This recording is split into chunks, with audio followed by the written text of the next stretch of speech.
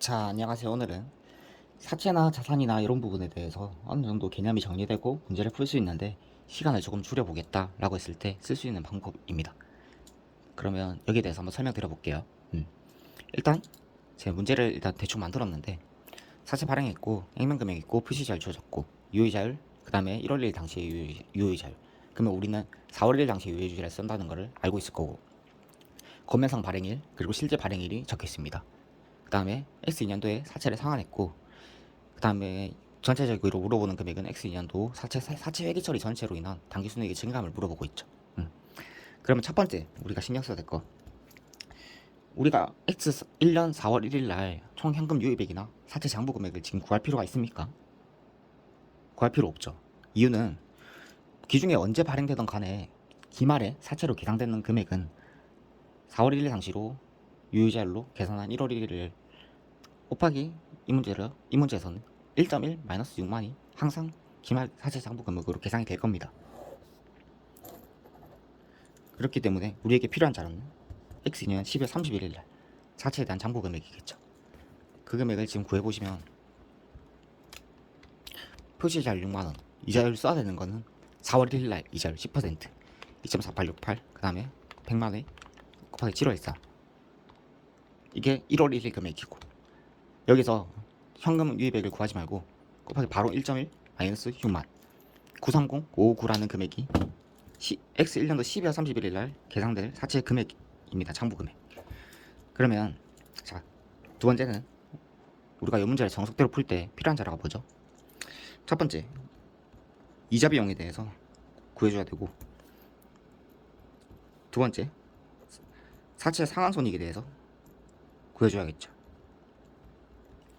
이자 비용 어떻게 구하는지. 자, 첫 번째, 1월 1일부터 12월 31일까지 전체 이자를 먼저 구하세요. 이 문제를 정석대로 풀 때는 930 559 곱하기 10% 93,056원인데, 요중에 우리가 기중에 상환을 했으니까 5월 1일까지에 대한 이자 비용은 100%가 발생을 하겠죠. 사채가 계속 나와 있었으니까. 그리고 5월 1일 이후부터 12월 31일까지 사채에 대한 이자 비용은 60%가 상환됐으니까 40%만 발생을 하겠죠. 이 금액을 또 따로 구해 주셔야 됩니다. 930056 93056 곱하기 4개월에 대한 거는 100%만 발생을 했고, 그 다음에 93056에 대해서 8개월에 대한 부분은 40%만 발생을 했어요. 이자 비용은 이렇게 발생을 했고, 사채 상환 손익은 자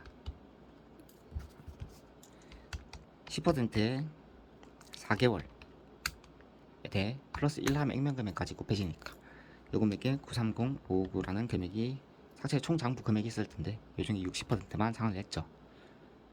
요만큼 사채를 상환했는데 그걸 60만원에 상환을 했으니까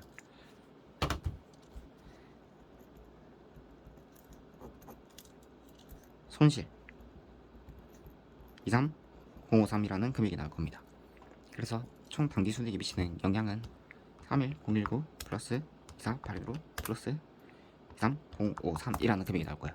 78887이라는 금액이 나오죠. 이게 원래 정석대로 푸는 문제인데, 객관식 문제를 이런 식으로 풀고 있으면 이거 2분은 걸릴 겁니다 아마. 그렇기 때문에 빠르게 푸는 재무상태표 기준으로 푸는 방법을 설명드릴게요. 자, 우리가 X년 12월 31일 날 사채에 대한 금액은 구해놨죠. 요 부분이 필요한 자료니까 930 559라는 금액. 그럼 똑같이 그냥 X2년도 12월 31일 날 사채에 대한 것도 장부 금액을 구해주는 겁니다. 930 559 기존에 상환되는 거 신경 쓰지 말고 곱하기 1.1 마이너스 6만원 하면은 963 615라는 금액이 나오죠. 요 중에 60%는 없어지고 40%만 남아있었을 거니까 그 금액을 구해서 적어주면 그 금액이 기말에 계산되는 사채 장부 금액이겠죠. 그러면 자, 사채가 줄었습니다. 930 559라는 금액에서 385 446이라는 금액으로 사채가 줄게 되면 차변해온다는 거, 이런 부분이 지금 낯설더라도 한번 계속 연습을 해보세요. 그 다음에 기중에 사채와 관련된 다른 자산 부채의 변동이 어떤 게 있을까라고 생각을 해보시면은 문제를 한번 쭉 읽어보세요. 현금이나 뭐 다른 자산이 있는지. 현금밖에 없습니다. 첫 번째, 명확하게 나와 있는 금액인 5월일날 사채 60%를 조기상환 60만 원에 하였다라고 했으니까 현금 60만 원은 확실히 나갔을 겁니다. 그 다음에 이자에 대한 현금이 또 나가겠죠. 표시자에 대한 현금 유출액. 그건 어떻게 구하냐면 익명 금액에 표시자 6% 곱한 6만 원 중에서 60%는 상환했으니까 40%에 대한 이자는 지급됐을 거니까 6만 원에 40%한 2만 4천 원이란 금액이 돼 있을 겁니다.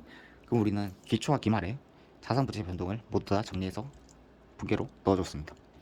그러면 여기 들어가는 게 뭔진 모르겠지만 그 합계 자본의 변동이 항상 차대는 일치해야 되기 때문에 차대 차이 금액이 될 겁니다. 차변에 5451143이라는 금액이 있고 대변에 62만 4천 원이라는 금액이 있으니까 여기 와야 될 거는 당기순이익 78887이라는 밑에서 구한 금액이랑 똑같이 나오죠. 이런 방식으로 연습을 하셔야지 나중에 1차 시험 객관식 빠르게 풀 때 이런 방법으로 풀게 되면 시간을 많이 절약할 수 있습니다. 이게 강사들만 푸는 방식이 아니냐, 일반 수험생이 풀기는 이런 방식을 실전에 적용하기는 쉽지 않냐라고 하는데 생각보다 기본적인 이해가 되고 나면 적응할 만합니다. 그리고 이런 방식이 정확도도 생각보다 높습니다. 이 부분에서 계산 실수를 할 부분이 있기 때문에 여기서 실수를 줄이는 방법이죠. 네. 요거 한번 생각해 보시고 사채는 이제 이런 식으로 요거는 이런 문제를 기본적으로 풀 수 있는 틀이 어느 정도 익숙한 분들에게 말하는 얘기입니다. 이런 식으로 한번 확인해 보는 걸 추천드립니다. 네, 이상입니다.